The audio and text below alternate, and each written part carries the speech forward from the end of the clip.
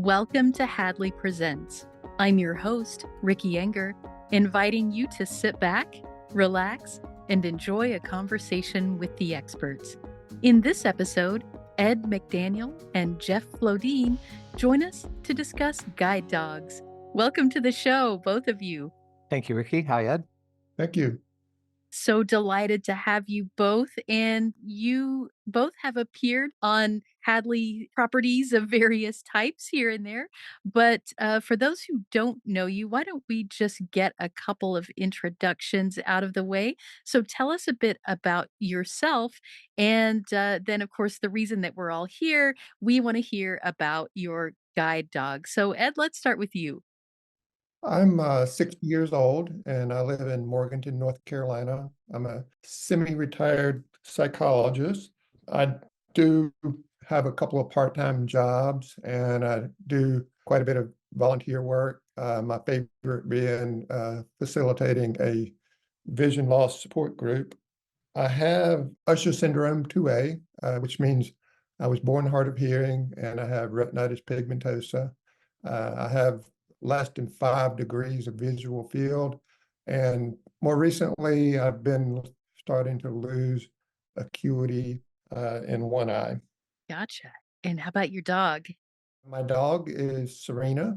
She's 4 years old. She's a black lab.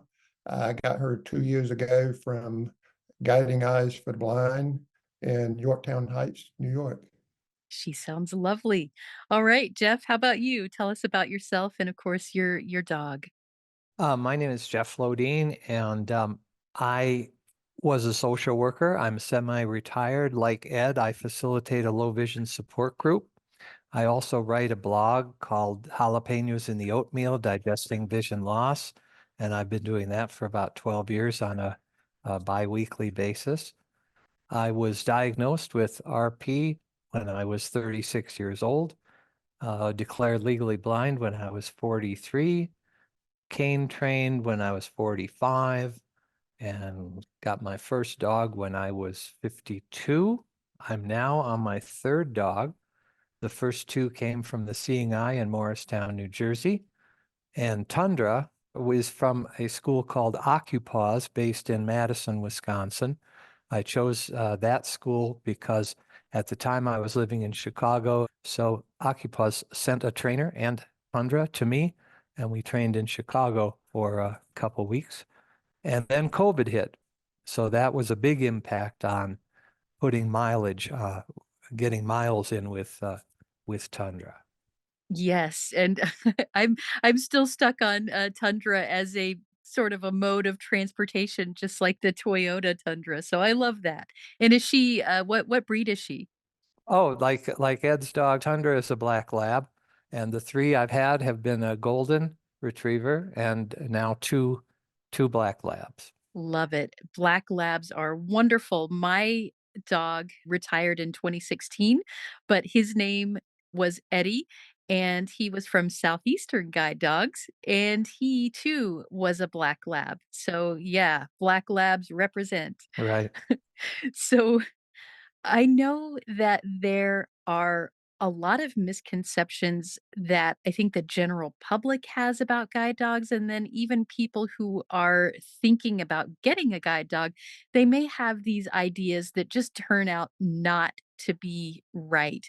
So I'm wondering if we can discuss that. I know one that I hear a lot is that you don't really need any training in how to travel. So no orientation and mobility training, no information on how to think about your surroundings, how to use your senses, how to get from one place to another without a dog. So a lot of people think, "Oh, as soon as I lose some vision, I can get a dog and, the dog fixes everything." So that's the one that I hear most often. Ed, do you have one that, comes up a lot that you've heard from either the public or maybe you had yourself? I think one of the misconceptions is that you have to be completely blind to get a guide dog. And that certainly wasn't the case for me. And I still have some central vision. So I think that's a misconception for people using guide dogs and even canes as well. Yeah, that's a good one. That's a really common one. And in fact, we will talk about some of that a bit later in terms of working with a dog and still having some usable vision. Jeff, do you have one to add to that? Yes, I do. I think one misconception that I had was that a dog would cost about $50,000 for the student to purchase. And Right. fortunately, with the subsidies and the fact that most of these schools have endowments, that was not the case. So the good thing was that guide dogs were affordable. And along the lines of the O&M training, the misconception that I have run into is that getting a dog is like getting a self-driving car. You don't have to do anything.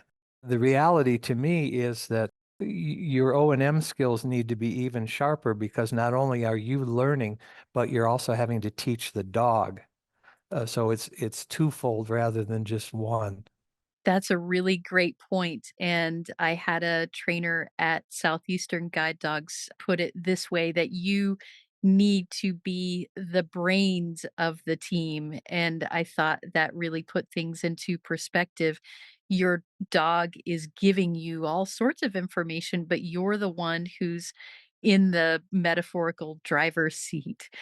So, for each of you, as you thought about getting a dog for the first time, and Ed, I know for you, this was actually a recent decision. What factored into that? Because we know that dogs aren't for everyone, and there are some really great things about getting a dog, and maybe some things that aren't ideal. And then maybe part of the decision is something that just isn't working well for you with your current mobility aid, if it's a cane or if you were going sighted guide all the time or what have you. So, Ed, what factored into your initial decision to get a dog?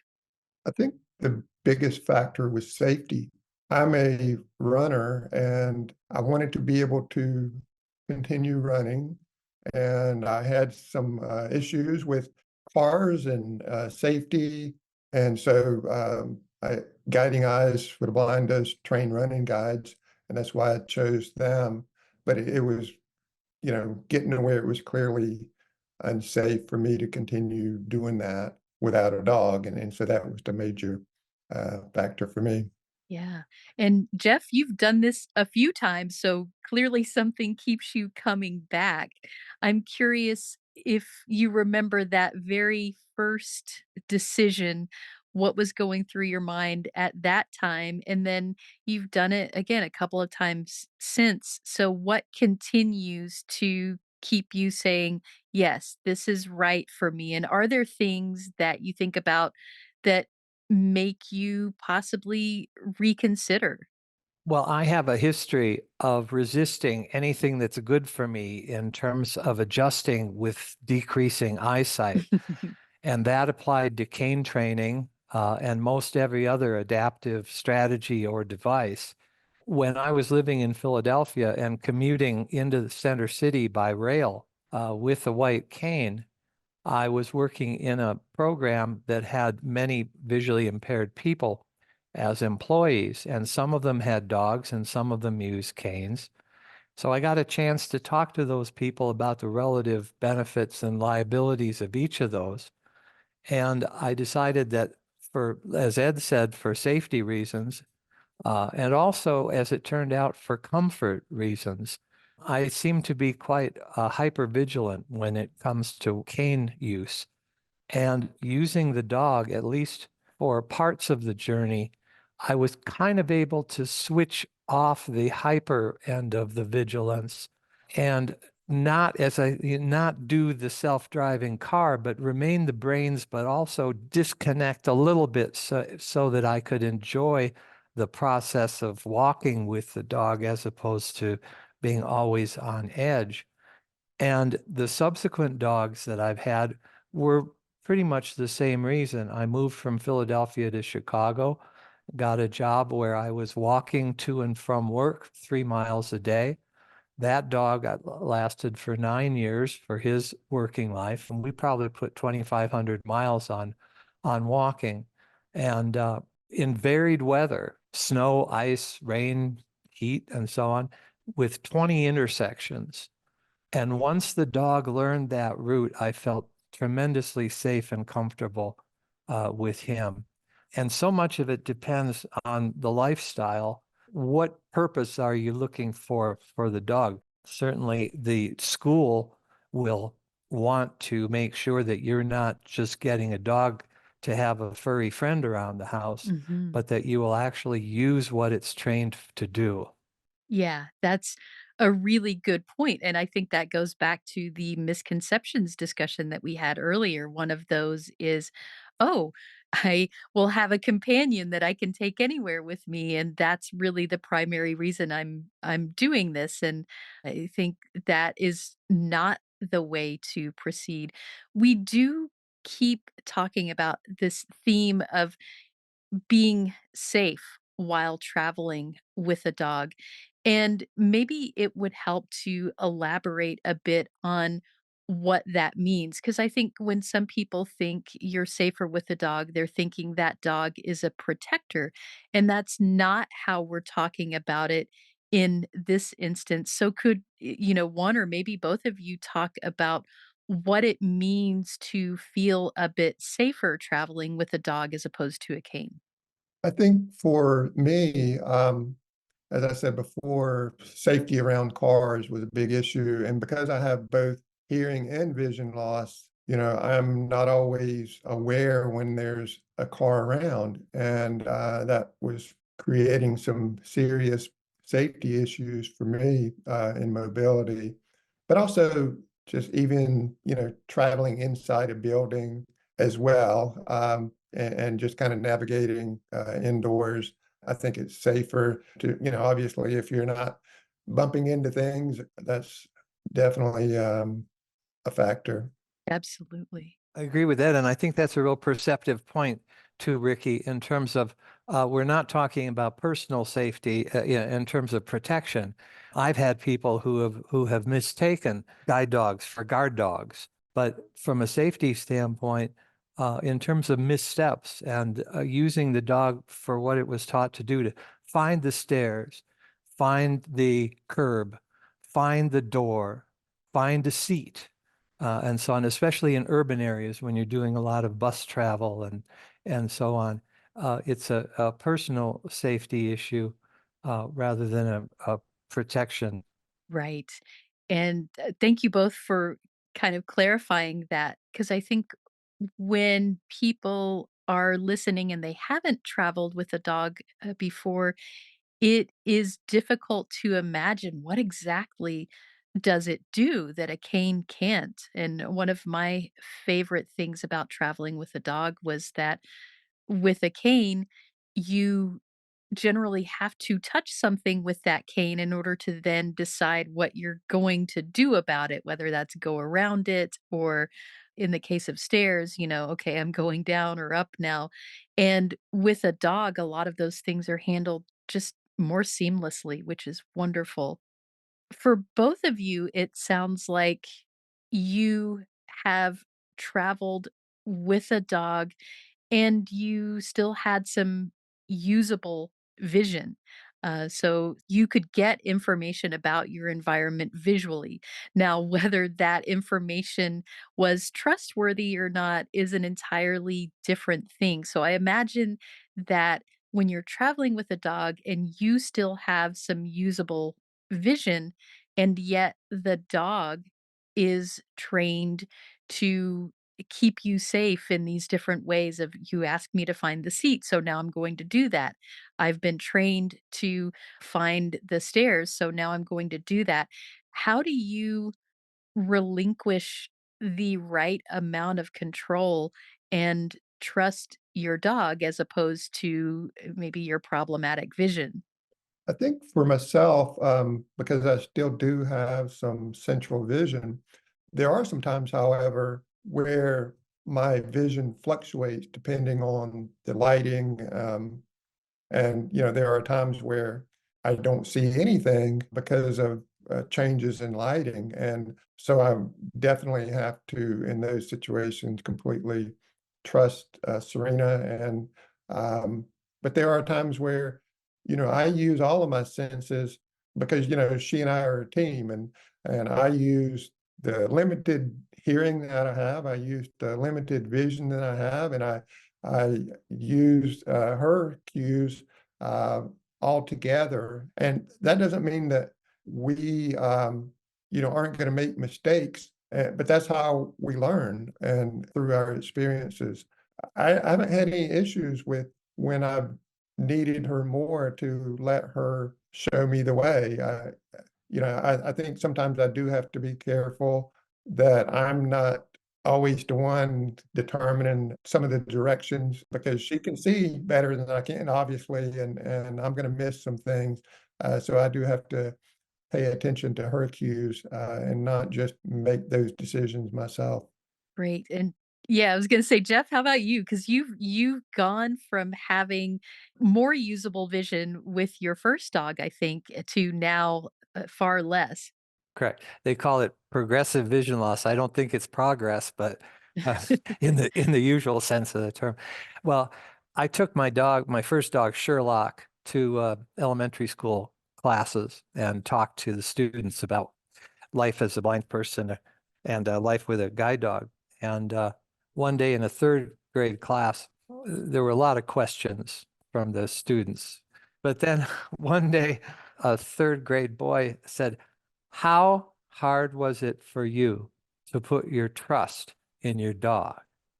And I thought, that kid's going far. Because Right? that's a pretty abstract thought for, let's say, an 8-year-old. And the trust issue is really good because when you can't trust what you see or depend on what you see, whether it's a cane or a dog, you have to put your faith in something. And I did have more usable vision in 2003 when I trained with my first dog, and it was sometimes disconcerting when the dog would be walking down the street and be aiming right for that parking meter. And I'm starting to cheat one way or the other to go around it. And then he zigs out of the way in the last 2 or 3 steps.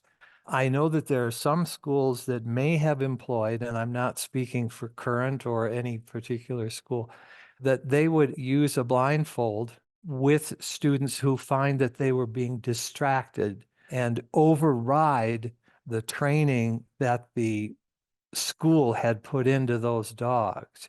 That's the big conflict, I think, is that the dog trusts its own instincts and vision and smell and so on.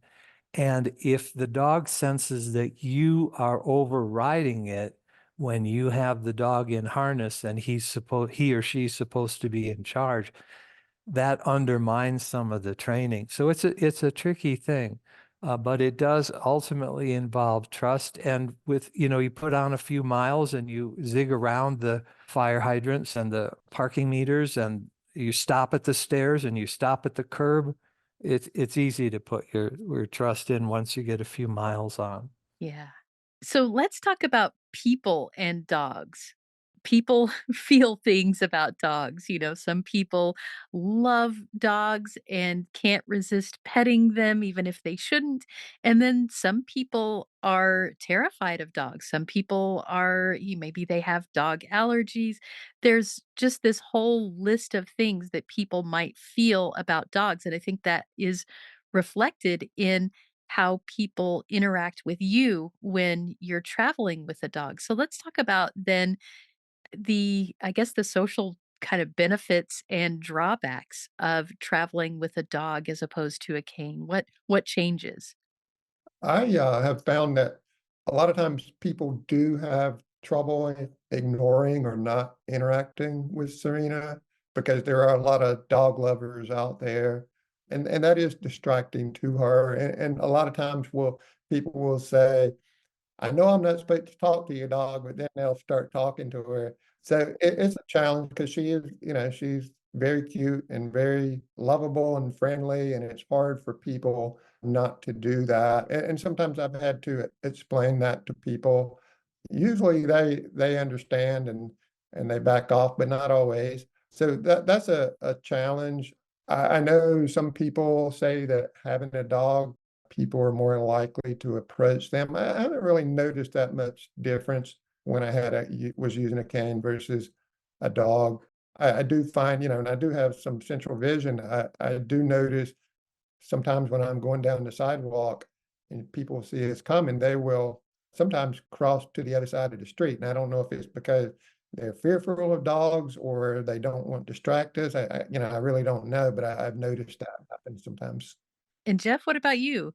Well, I understand and respect anyone who has a fear of dogs. I've been lucky to have good experiences with dogs during my lifetime, and I feel badly for those who have not. So I want to respect other people's feelings. I too, like Ed, have had situations where I can sense or even hear someone approaching me on the sidewalk, and then the dog will kind of start to show off a little bit, prance a little bit. And I have approached people who then would walk into the parkway between the sidewalk and the street and kind of be as quiet as they could be. So maybe if I don't make any noise, the dog and the person won't hear me. And usually I'll kind of consider when I'm abreast of them and say, "Hi, how you doing today?" Yep. Just kind of freak them out a little bit. But especially in workplaces and so on, the best advice that I can give people who often come into contact with someone with a dog is to say the best thing you can do around a guide dog is to ignore it. And I know that's really hard to do. And like Ed said, I know I shouldn't do this, but I just can't resist that cute doggy. Yep. Well, that's true, but you have to restrain yourself. And the dog is a social being too. It's a pack animal. It wants to meet the level of energy that is shown to it by its own energy. And so if somebody comes cartwheeling up, I mean, kids and so on, bless them. I mean, they're waving their arms and they're all akimbo and this, that, and the other. And the dog reacts that way too. So there are rules, and you have to be firm. I mean, I had social situations where when I was commuting by train in Philadelphia, and I'd come into the car with a cane, nobody would say, "Hey, over here, over here, over here." As soon as I got the dog, people were falling out of their way to give me a seat and say, "Come over and sit here. Come sit here." Right. I guess you're part of the package. I'll hear a bit about you, Yeah. but yeah. Yeah. Well, this is so wonderful and informative to hear from people who are happily using dogs and just being able to talk about what is realistic to expect and to get that glimpse into what it might be like to have a dog. In our show notes, we'll have a link to a couple of Hadley's workshops on talking about weighing the pros and cons of a guide dog. There have been a couple of schools mentioned, and we'll have a link to those as well as just some general research that you can do because there are a lot of schools and a lot of different training methodologies, whether it be in home training or heading out to a residential situation where you're there for a few weeks in training.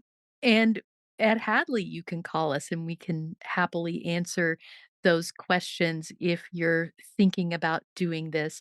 So, as we wrap up, I'm wondering from each of you, what is something that you absolutely didn't expect when you got your dog? What is just a really surprising thing that you discovered? For me, with Serena, personally, she never barks, and I've never had a dog that never barks. And I know some guide dogs do bark, but that was just, Yeah. very surprising and unusual for me to be with a dog that never barks. Yeah, my dog never barked either, and what I found surprising was that he was 2 different puppies, so there was the dog in harness who's very serious and dedicated, and then as soon as that harness came off, he was playful and had his sense of humor, and both of them were him, but they were just 2 very different aspects, and I guess I had never thought about that. Jeff, how about you? Yeah, that's a good point, Ricky, because it's not like I got a working dog. I got a working dog and a pet, and I know there's a danger in that in terms of justifying to a school that you need a dog because they're giving you a dog that has been trained for months and months and in a puppy raising family for socialization. You're not just getting a pet, but that like two for the price of one aspect that Ricky was talking about is very important. And I think we've all been in situations that have become a little bit uncertain or even downright scary, whether it's the surroundings or the weather or so on. But the idea of being a team, because blindness can be so isolating, you can be alone in a crowd. And I've had so many experiences when I've been with the dogs where I have depended on them as a member of my team, almost to the point where I want to break into "You'll Never Walk Alone" singing as we go down the street. So it's interesting the different needs that the dog has fulfilled, all the way from a practical to an emotional level. Love it. Thank you. Yeah, thank you both for sharing about, I guess, yourselves and your dogs and just the journey that going from traveling in one way with a cane to traveling differently in the experiences that that brings you when you're traveling with a dog. I think, again, this has been really informative and it's been a wonderful chat getting to know about you and your dogs. Thank you both. Thank you, Ricky. Thank you, Ricky. Good to hear you, Ed. Got something to say? Share your thoughts about this episode of Hadley Presents or make suggestions for future episodes. We'd love to hear from you. Send us an email at podcast@hadleyhelps.org. That's podcast@hadleyhelps.org. Or leave us a message at 847-784-2870. Thanks for listening.